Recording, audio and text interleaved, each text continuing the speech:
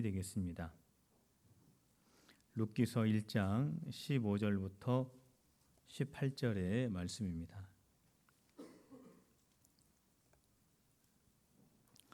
나오미가 또 이르되 보라, 내 동서는 그의 백성과 그의 신들에게로 돌아가나니 너도 너의 동서를 따라 돌아가라 하니, 룻이 이르되 내게 어머니를 떠나며 어머니를 따르지 말고 돌아가라, 강권하지 마옵소서. 어머니께서 가시는 곳에 나도 가고 어머니께서 머무시는 곳에서 나도 머물겠나이다. 어머니의 백성이 나의 백성이 되고 어머니의 하나님이 나의 하나님이 되시리니, 어머니께서 죽으시는 곳에서 나도 죽어 거기 묻힐 것이라. 만일 내가 죽는 일 외에 어머니를 떠나면 여호와께서 내게 벌을 내리시고 더 내리시기를 원하나이다 하는지라. 나오미가 룻이 자기와 함께 자기로 굳게 결심함을 보고 그에게 말하기를 그치니라. 아멘. 오늘부터 룻기의 말씀을 우리가 설교를 해서 우리가 함께 은혜를 받으려고 합니다. 이 룻기의 말씀은 4장으로 구성이 되어 있습니다. 그래서 우리가 4주 정도 하나님의 말씀을 함께 나누려고 합니다. 이 룻기서 1장을 시작하면서 이 룻기서에는 한 가정을 소개를 합니다.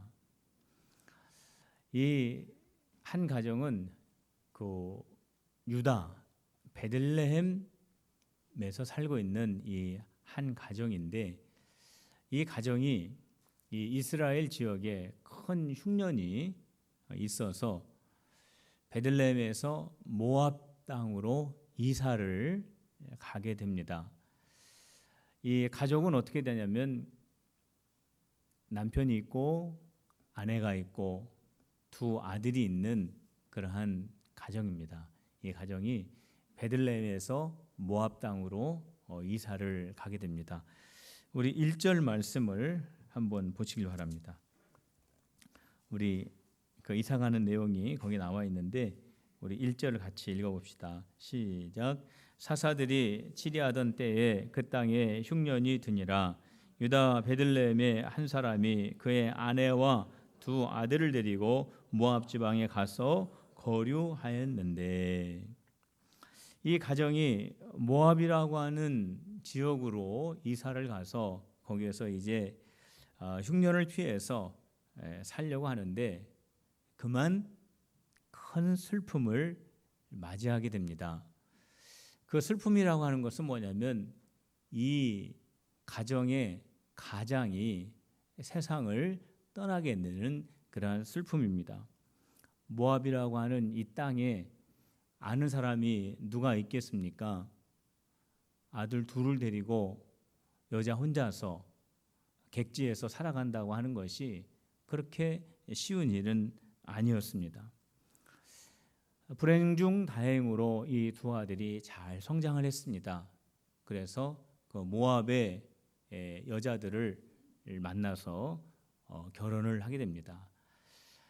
슬픔은 점점 기억의 뒤로 사라지고 이제 두 아들이 잘 장성하고 결혼을 해서 다복하게 살아가는 그러한 분위기로 바뀌려고 할 즈음에 또 다시 이 가정에 큰 슬픔이 찾아오게 됩니다.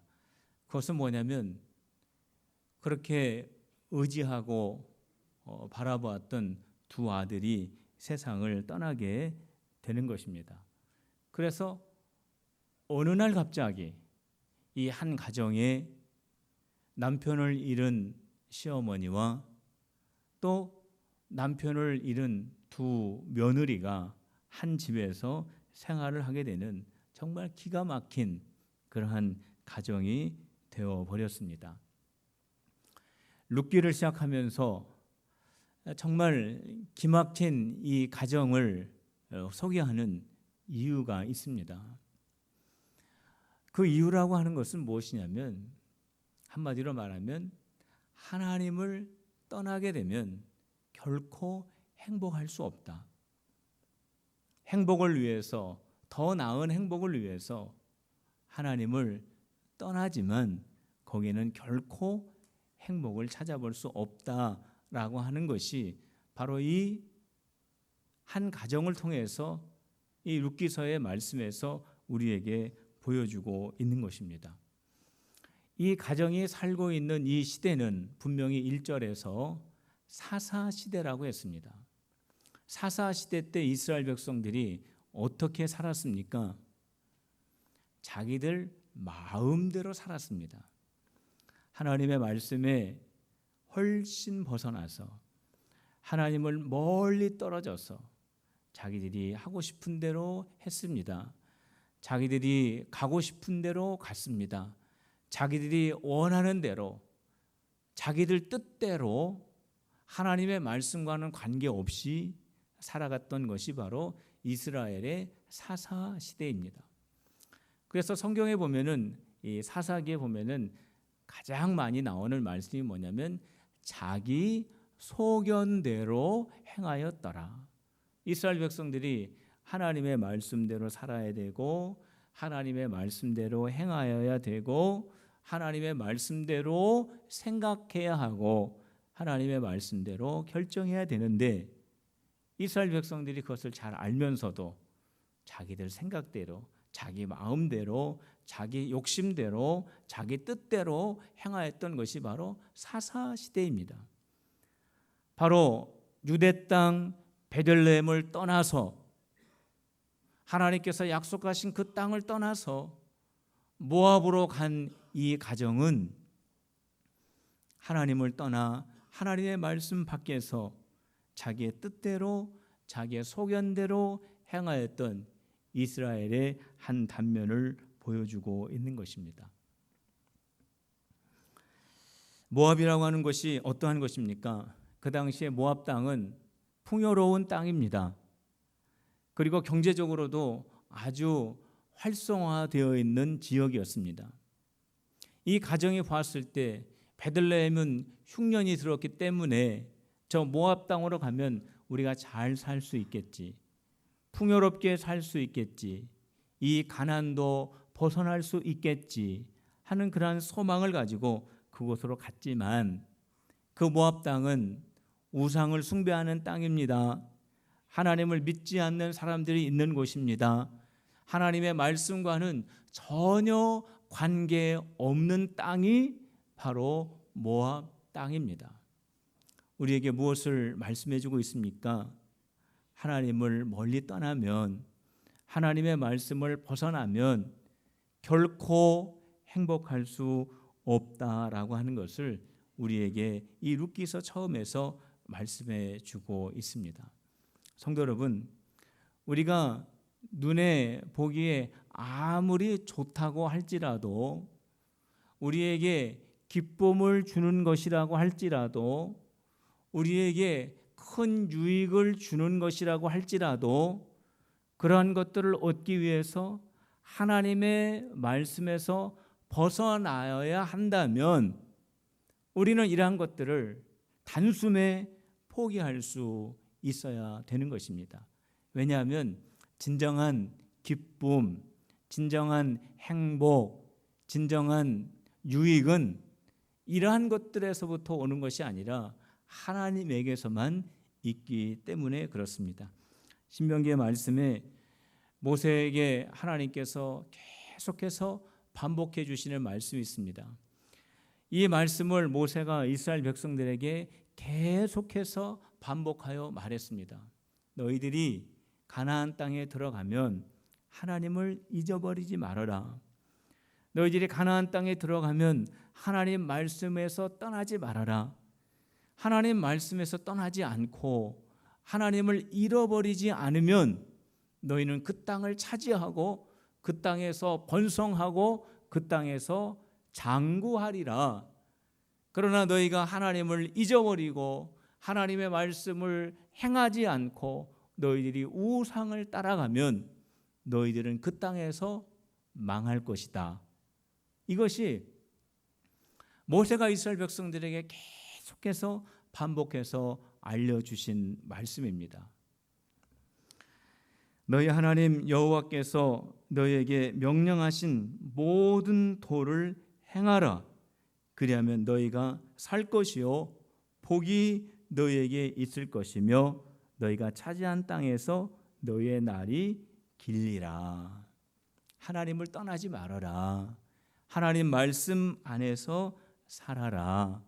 이것이 바로 이 룻기서 첫 장면에서 우리에게 주시는 주님의 귀한 교훈의 말씀입니다.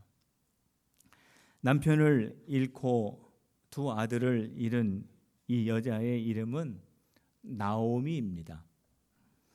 나오미는 모압 땅에서 이렇게 남편을 잃고 두 아들을 잃고 살아가다가 고향 땅 베들레헴의 흉년은 지나가고 다시 하나님께서 그 땅을 복주셔서 모든 것들이 회복되었다라고 하는 소문을 듣고 다시 고향으로 돌아가려고 했습니다. 우리 6절 말씀 우리 같이 읽어보도록 하겠습니다. 시작. 그 여인이 모압 지방에서 여호와께서 자기 백성을 돌보시사 그들에게 양식을 주셨다함을 듣고 이에 두 며느리와 함께 일어나 모압 지방에서 돌아오려 하여. 이제 나오미가 두 며느리들과 함께 다시 고향으로 돌아오려고 합니다. 그래서 나오미가 두 며느리들을 앞에 앉혀놓고 말합니다. 얘들아, 우리 집에 와서 너무 수고 많았다. 그동안 고생 참 많았구나. 나는 이제 고향으로 돌아가려고 한다. 너희들도 이제 그만 너희의 친정으로 돌아가거라. 이 말을 들은 착한 며느리들이 시어머니를 붙잡고 통곡을 합니다. 두 며느리들은 남편을 잃고 객지에서 두 아들까지 잃은 이 시어머니가 너무 불쌍해서 눈물을 흘리고, 나오미는 자기 때문인 것 같아서 두 며느리들이 신랑을 잃은 것이 꼭 자기 탓인 것 같아서 너무 미안하기도 하고 불쌍해서 며느리들을 붙잡고 통곡을 하며 세 여자가 한 집에서 울게 됩니다. 이 며느리들이 말합니다. 어머니, 우리들은 어머니를 떠나지 않겠습니다. 어머니를 쫓아가겠습니다. 아니다. 이만큼 했으면 됐다. 너희들 고향으로 돌아가라. 나도 유대 땅으로 돌아가고 너희도 모압 땅 너희들의 친정으로 돌아가라. 이렇게 말합니다. 첫째 며느리는 집으로 돌아갔습니다. 둘째 며느리는 시어머니를 떠나지 않습니다. 시어머니를 떠나지 않고 남은 그 며느리의 이름이 바로 룻입니다. 룻이 그 어머니를 꼭 붙잡고 유명한 말을 남기게 됩니다. 그 말이 16절과 17절에 기록이 되어 있습니다. 우리 이 말은 참 중요한 말입니다. 이것은 참 중요한 신앙의 고백이기도 합니다. 우리 16절과 17절 우리 같이 읽어보도록 하겠습니다. 시작. 룻이 이르되 내게 어머니를 떠나며 어머니를 따르지 말고 돌아가라 강건하지 마옵소서. 어머니께서 가시는 곳에 나도 가고 어머니께서 머무시는 곳에서 나도 머물겠나이다. 어머니의 백성이 나의 백성이 되고 어머니의 하나님이 나의 하나님이 되시리니 어머니께서 죽으시는 곳에서 나도 죽어 거기에 묻힐 것이다. 만일 내가 죽는 일 외에 어머니를 떠나면 여호와께서 내게 벌을 내리시고 더 내리시기를 원하나이다 하는지라. 어머니, 저보고 자꾸 돌아가라고 하지 마세요. 저는 죽어도 어머니를 떠나지 않겠습니다. 어머님이 가는 곳에 저는 가겠습니다. 어머니의 백성이 나의 백성입니다. 어머니가 믿는 하나님이 나의 하나님이십니다. 나는 어머니가 죽는 곳에서 같이 죽겠습니다. 이 나오미가 시어머니에게, 이 룻이 시어머니 나오미에게 이렇게 아주 사생 결단하면서 말을 합니다. 사사시대입니다. 이스라엘 백성들은 자기 마음대로, 자기 생각대로, 자기가 원하는 대로 신앙을 잃어버리고 애굽에서 이스라엘 백성들을 가나안 땅으로 인도하신 하나님을 잊어버리고 자기가 원하는 대로 자기 욕심을 따라서 살아가고 있는 이스라엘 백성들이 있는 이 시대에 이방 여자 룻이 이렇게 고백하는 것입니다. 자, 이것은 뭐냐면 이방 여자도 이렇게 고백하는데 하물며 하나님에게 구원받은 이스라엘 백성들이 이 신앙의 고백을 해야 되지 않겠느냐라고 하는 것이 이 안에 담겨져 있는 메시지입니다. 성도 여러분, 저와 여러분들이 바로 이러한 신앙의 고백을 분명히 가질 수 있어야 되는 것입니다.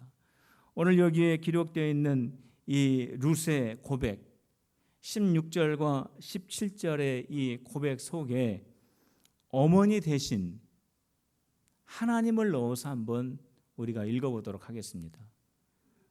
아주 귀한 신앙의 고백이 됩니다. 우리 17절 상반부에는 좀 어색한 부분이 없지 않아 있지만은 그거를 무시하고 우리 어머니라고 하는 말 대신 하나님을 넣어서 나의 신앙의 고백처럼 같이 읽어보도록 하겠습니다. 16절 17절입니다. 시작. 룻이 이르되 내게 하나님을 떠나며 하나님을 따르지 말고 돌아가라 강권하지 마옵소서. 하나님께서 가시는 곳에 나도 가고 하나님께서 머무시는 곳에서 나도 머물겠나이다. 하나님의 백성이 나의 백성이 되고 어머니의 하나님이 나의 하나님이 되시리니 하나님께서 죽으시는 곳에서 나도 죽어 거기 묻힐 것이다. 만일 내가 죽는 일 외에 하나님을 떠나면 여호와께서 내게 벌을 내리시고 더 내리시기를 원하나이다 하는지라. 성도 여러분, 이 고백이 저와 여러분들의 진실된 고백이 되시기를 주님의 이름으로 축원합니다. 설교를 준비하다가 궁금했습니다. 요즘은 시어머니하고 며느리하고 어떤 관계일까? 신문에도 많이 나오고 뉴스에도 많이 나오는데 어떨까? 통계 자료 이런 건 없을까? 해서 한번 제가 인터넷에서 이렇게 한번 찾아봤습니다. 그런데 뜻밖의 제 눈에 아주 감동적인 그런 사연이 저에게 이렇게 들어왔습니다. 며느리와 시어머니라고 하는 이 주제를 가지고 사연으로서는 대상을 받은 그러한 글이었는데 여러분들에게 소개를 해드리도록 하겠습니다. 내 나이 11살에 아버지가 돌아가셨다. 내 아래론 여동생이 하나 있다. 전업주부였던 엄마는 그때부터 생계를 책임지셔야 했다. 못 먹고 못 입었던 것은 아니었지만 여유롭진 않았다. 대학 졸업 후 입사 2년 만에 결혼을 했다. 처음부터 시어머니가 좋았다. 시어머니도 첫날부터 날 아주 마음에 들어 하셨다. 결혼 만 1년 만에 친정 엄마가 암 선고를 받으셨다. 난 엄마 걱정도 걱정이었지만 수술비부터 걱정을 해야 했다. 남편은 걱정 말라고 내일 돈을 융통에 불 터이니 오늘은 푹 자라고 얘기해 주었다. 다음 날 친정엄마 입원을 시키려고 친정에 갔지만 엄마도 선뜻 나서질 못하셨다. 마무리 지어야 할 일이 몇 개 있으니 4일 후에 입원하자고 하셨다. 집에 돌아오는 버스 안에서 하염없이 눈물이 났다. 그때 시어머니께 전화가 왔다. 지은아, 너 울고 있어? 울지 말고 내일 3시간만 내다오. 다음 날 시어머니와의 약속 장소에 나갔다. 시어머님이 무작정 한의원으로 날 데려가셨다. 미리 전화 예약을 하셨는지 원장님께서 말씀하셨다. 간병하신다고요. 맥을 짚어보시고 몸에 좋은 약을 지어주셨다. 백화점에 데려가셨다.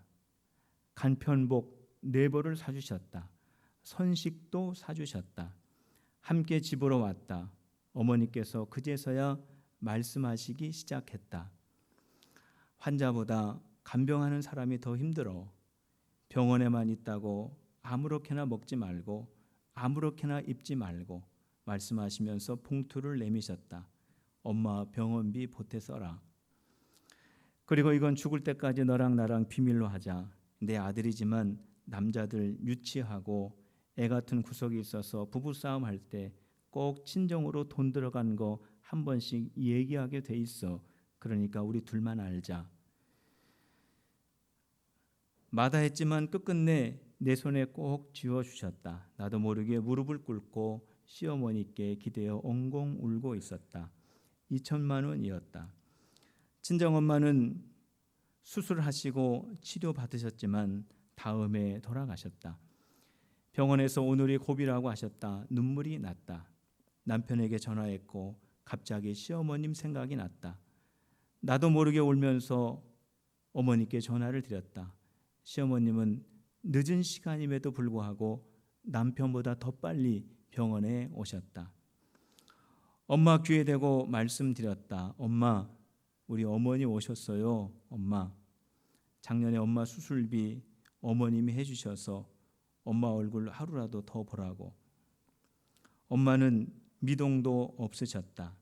시어머니께서 엄마에게 말씀하셨다. 사부인 저예요. 지은이 걱정 말고 사돈 처녀 정은이도 걱정 말아요. 지은이는 이미 제 딸이고요. 사돈 처녀도 내가 혼수 잘해서 시집 보내줄게요. 걱정 마시고 편히 가세요. 친정엄마가 의식이 없는 채로 눈물을 흘리셨다. 엄마는 듣고 계신 거였다. 엄마는 2시간을 넘기지 못한 채 그대로 눈을 감으셨다. 시어머니께서 함께 울어주셨다. 우린 친척도 없다. 사는 게 벅차서 엄마도 따로 연락 주고받는 친구도 없었다. 하지만 엄마의 빈손은 시어머님 덕분에 3일 내내 시끄러웠다. 친정엄마가 돌아가시고 시어머니는 내 동생까지 잘 챙겨주셨다. 가족끼리 외식하거나 여행 갈 때 꼭 내 동생을 챙겨주셨다. 내 동생이 결혼을 한다고 했다. 시어머님이 또 다시 나에게 봉투를 내미셨다. 도망치듯 돈을 받지 않고 나왔다. 버스 정류장에 다다랐을 때 문자가 왔다. 내 통장으로 3천만 원이 입금되었다. 그 길로 다시 시어머니께 달려갔다. 어머니께 너무 죄송해서 울면서 짜증도 부렸다. 시어머니께서 함께 우시면서 말씀하셨다. 지은아, 너 기억 안 나? 친정엄마 돌아가실 때 내가 약속드렸잖아. 혼수해서 시집 잘 보내주겠다고. 나 이거 안 하면 나중에 내 엄마 무슨 낯으로 뵙겠어. 시어머니는 친정엄마에게 혼자 하신 약속을 지켜주셨다. 난 그날도 또 엉엉 울었다. 시어머니께서 말씀하신다. 순둥이 착해 빠져가지고 어디에 쓸고. 제일 불쌍한 사람이 도움을 주지도 받을 줄도 모르는 사람이야. 힘들면 힘들다고 얘기하고 울고 싶을 땐 목 놓아 울어버려. 제부될 사람이 우리 시어머님께 따로 인사드리고 싶다고 해서 자리를 마련했다. 그때 아버님께서 말씀하셨다. 초면에 이런 얘기 괜찮을지 모르겠지만 사돈 처녀 혼주 자리에 우리가 앉았으면 좋겠는데. 그랬다. 난 거기까지 생각을 못했던 부분이었다. 내 동생네 부부는 너무도 감사하다며 흔쾌히 받아들였다. 그리고 내 동생은 우리 시아버지 손을 잡고 신부 입장을 하였다. 오늘은 우리 시어머니 49제였다. 오는 길에 동생도 나도 많이 울었다. 난 지금 아들이 둘이다. 난 지금도 내 생활비를 쪼개서 따로 적금을 들고 있다. 내 시어머님께서 나에게 해주셨던 것처럼 나도 나중에 내 며느리들에게 돌려주고 싶다. 어머니, 우리 어머니 너무 감사합니다. 어머님 가르침 덕분에 제가 바로 설 수 있었어요. 힘든 시간 잘 견딜 수 있었고요. 제가 꼭 어머니께 받은 은혜 많은 사람들께 베풀고 사랑하며 나누며 살겠습니다. 너무 보고 싶어요. 이 아름다운 이 시어머니와 이 며느리와의 이 관계를 제가 보았습니다. 성도 여러분, 가장 힘들고 어려울 때 무엇이 가장 필요할까요? 내 곁에서 함께 뜨거운 눈물을 흘려주는 사람이 있을 때 그 어려움을 이겨낼 수 있다라고 생각을 합니다. 모압 지방에서 남편을 잃고 두 아들을 잃은 이 나오미의 위로는 두 며느리의 뜨거운 사랑에 눈물이 있었기 때문입니다. 우리 필그림 교회도 가족을 위해서 사랑의 눈물을 흘려야 하고 우리 성도들이 성도들을 위해서 함께 사랑의 눈물을 흘린다면 어떤 어려움도 이겨낼 수 있을 거라고 저는 생각을 합니다. 사랑의 눈물이 마르지 않는 우리 모든 성도들이 되시기를 주님의 이름으로 축복합니다. 나오미는 며느리 룻을 데리고 베들레헴으로 들어오게 됩니다. 고향 사람들이 말합니다. 10년이 지났지만 나오미를 금방 알아봅니다. 저기 나오미가 온다. 수군거립니다. 나오미가 고향 친구들을 만나고 말합니다. 나 더 이상 나오미라고 부르지 마. 이 나오미라고 하는 이 이름의 뜻이 기쁨, 희락이라고 하는 뜻입니다. 나 모압에 내려갔다가 남편 잃고 두 아들 잃었어. 내가 어떻게 나오미가 될 수 있어? 나를 나오미라고 부르지 말고 마라라고 불러. 이 마라라고 하는 뜻은 괴롭다라는 뜻입니다. 쓰다라고 하는 뜻입니다. 하나님이 나를 치셨고 하나님이 나를 괴롭게 하셔서 나는 이제 나오미가 아니야. 나를 마라라고 불러줘. 성도 여러분, 나오미는 정말 큰 상처를 받았습니다. 남편을 잃었습니다. 두 아들을 잃었습니다. 며느리 하나 데리고 다시 귀향을 하였기 때문에 나오미라고 하는 이름이 어울리지 않고 마라라고 하는 이름이 어울리는 여자였습니다. 그런데 우리는 룻기서의 말씀을 읽어가면서 이 나오미가, 이 룻이, 이 가정이 마라가 아니고 정말로 나오미, 희락, 기쁨으로 변화되어져 가는 것을 우리가 볼 수 있습니다.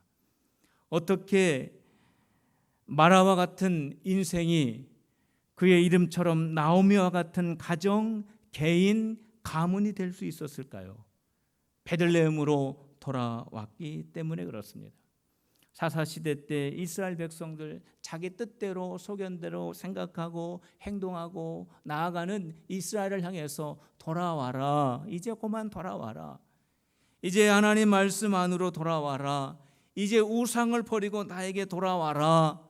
우리 주님 말씀하실 때 이스라엘이 돌아오면 너희들이 마라와 같은 인생에서 나오미와 같은 기쁘고 소망이 있는 인생으로 변화될 것이다 라고 하는 메시지가 지금 여기에 담겨져 있는 것입니다. 성도 여러분, 어떠한 경우라도 하나님을 떠나지 맙시다. 우리의 눈에 뜨거운 사랑의 눈물이 마르지 맙시다. 하나님 말씀 안에 거하시면서 저와 여러분들 모두가 하나님 앞에 아름다운 나오미들이 다 되시기를 주님의 이름으로 축원합니다. 기도하겠습니다.